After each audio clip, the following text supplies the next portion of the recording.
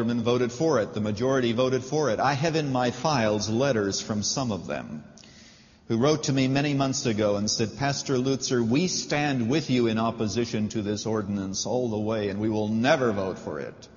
But they did a few weeks ago. Why? Because somebody told them, you don't vote for that and you are not going to be reelected. We are going to make sure that we will put money into a candidate that agrees with us. And one alderman said, how am I going to withstand that opposition when I'm up for re-election? And that was the basis upon which he changed his mind. Wasn't it Will Rogers who made the interesting statement? He said the members of the U.S. Congress are the best men that money can buy. Isn't that interesting? Yes. Jesus said, I refuse to be intimidated. I refuse the power of a shortcut to gain wealth and prestige and power. I delight to do thy will, O God, regardless of the consequences. He was committed to purity. As a matter of fact, if I may throw this in as a parenthesis, as you know, I was opposed to that ordinance, and I received a lot of mail from folks who didn't agree with me, and I was called anti-Christian and a lot of less charitable epithets. But I want to tell you something. It is not because we hate homosexuals. It is not because we were angry with homosexuals. Jesus said that the prostitutes went into the kingdom of heaven ahead of the publicans and the Pharisees. And he could have added repentant homosexuals as well, I suppose. But that ordinance is going to cause incredible havoc in this city. How do I know that? It's because a province in Canada has a similar ordinance. And you have homosexual marriages. You have marriages between a man and a wife that broke up, and then the man decided to have a homosexual marriage, and now he wants custody of the kids, and under equality he has the same right to have custody as the mother does, and on the problems go. So that's why we stood against it, was because we did not want to in any way give legal and public credence and support to homosexuality, which is what this ordinance does. Let me give you a fourth point that would be important if we follow Jesus Christ, and that is patience. I hope you still have your hand in that passage in 1 Peter, because it talks there about Jesus Christ's commitment to the cross. And it says in verse 22, who committed no sin, nor was any deceit found in his mouth. While being reviled, he did not revile in return. While suffering, he uttered no threats, but kept entrusting himself to him that judges righteously. What Jesus said is that I can live my life in such a way that I can be patient to commit my concerns to the judge of the universe. I do not have to make every injustice correct in this life.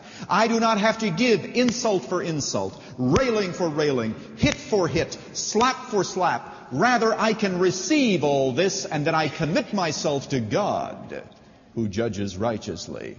I can wait for the supreme lawgiver of the universe to go ahead and to bring justice to my situation and to my cause. For that kind of patience, he hung on the cross as men nailed him there as a sacrifice for sin. Fifth, we have the priority of purpose. The priority of purpose. Notice what the text says. Verse 21, for you have been called for this purpose, since Christ also suffered for you, leaving an example that you should follow in his steps. What Jesus said is, I have come to do the will of God, and that will of God will be done, and I will not be sidelined. I will not be deterred. I will do the will of God regardless of the consequences, no matter how much it costs, regardless of the implications. He said, I have come to die, and die I will. And his face was set directly toward Jerusalem as he began to go the last steps on earth before the crucifixion. Jesus said that I am willing to do that, committed to do the will of God. John 8, he says these words, the Father hath not left me alone, for I do always those things that please him. Well, this is Pastor Lutzer, and my friend, in the next 60 seconds, I'm going to share a revolutionary principle with you. Jesus did everything in dependence upon the Father. Constantly he was looking to the Father for guidance and direction, and he depended completely on the Father. As I mentioned in the message, he said, "I do nothing of myself." Now, here's what he taught, that just as he lived by the Father, so we are to live by him. Complete dependence, looking to Jesus, the Good Shepherd, for guidance, and the sheep hear his voice, following him, getting guidance from the Word of God and from others, always seeking to please him. Takes the pressure off of life, doesn't it?